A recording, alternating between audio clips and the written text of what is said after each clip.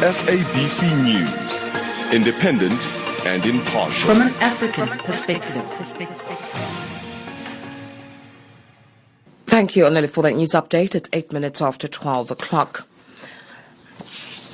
Zambia's vice president has become the latest victim of COVID-19 as the country hits 10,000 cases. And a prominent opposition leader, Kambwili, has equally announced that he tested positive for the novel global pandemic. Details in the report from Lusaka by Arthur Davis Scopo. Just after hitting the mark of 10,000, Zambia's vice president, Kambwili, has been confirmed to join the long list of COVID-19 positive persons.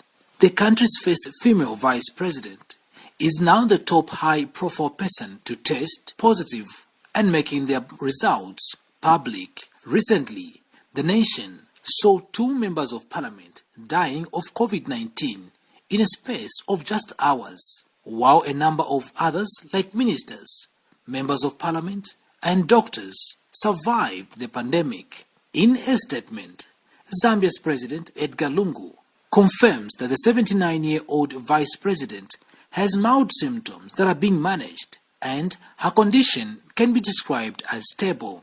Though President Edgar Lungu announced that his immediate subordinate tested positive on Tuesday following a positive result of the daughter whom she stays with, it may not be a fact that the vice president contracted it from her daughter, as the number 2 has been seen in public gatherings, some devoid of social distancing and masking up. The day she got her results, she was supposed to be heading to Western Province to address further gatherings. Her last public gathering was only a few days ago during the launch of the Presidential Choral and Music Festival, where over 200 attended in one room, going against the COVID-19 guidelines of not more than 50 people in one gathering. Hector Sondo, an opposition leader in Zambia, is one of the stakeholders that have raised concern on the numerous gathering the vice president attended. Very unfair, because we've been seeing the Republican vice president almost everywhere addressing big gatherings.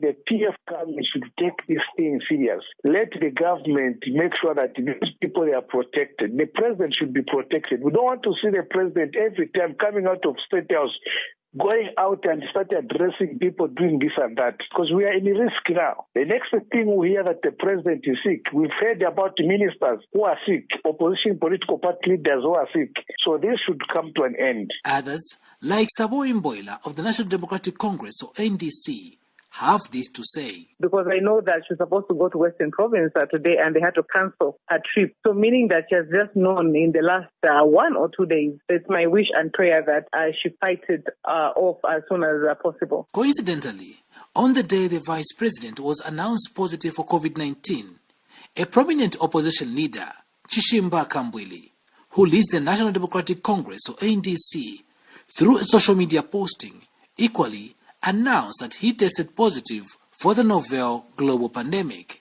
Samoei Imboila, the party spokesperson, has confirmed the revelation by her president.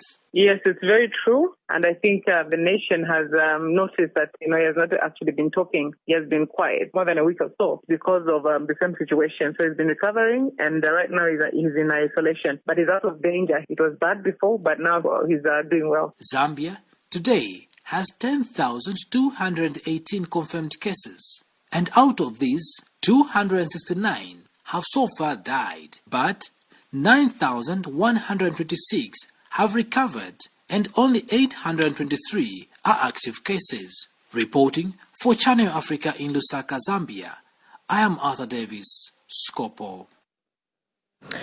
Madagascar is one of the highest chronic malnutrition rates in the world.